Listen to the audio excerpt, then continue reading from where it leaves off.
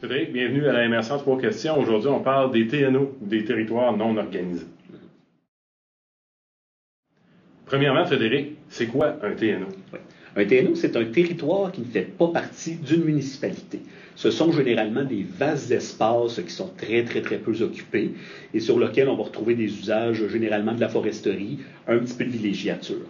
À la MRC de la Matapédia, les TNO représentent près de 65% de l'ensemble du territoire.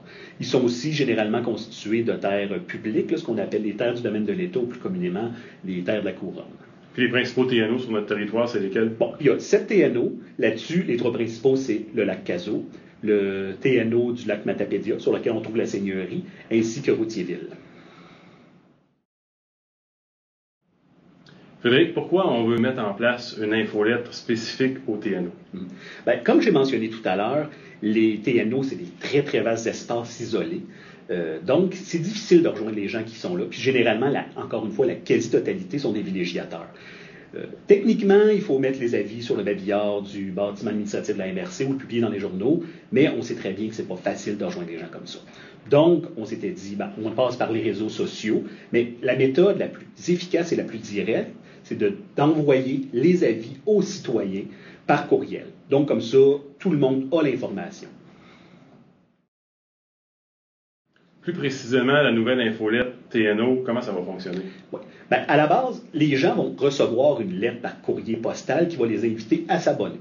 Donc, ils vont devoir aller sur le site web de la MRC. Il va y avoir 2-3 accès, mais l'accès principal pour l'abonnement, c'est de descendre dans le bas du site et de sélectionner Infolette TNO, rentrer votre adresse courriel.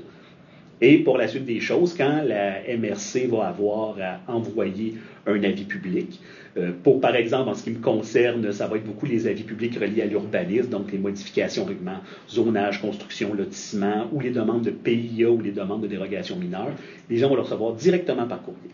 Donc, cette infolette-là, elle va être ponctuelle selon les avis, selon les informations importantes à transmettre. Ça peut être aussi des messages de prévention qui peuvent circuler par là. Donc, on invite les gens qui utilisent les TNO, qui sont intéressés par les TNO ou qui ont qui vivent sur les TNO à temps plein ou à temps partiel, à s'abonner à l'infolette. Puis si jamais les gens ont de la difficulté ou ont besoin de support, qu'ils communiquent avec la MRC, puis ça va nous faire un plaisir de les accompagner là-dedans.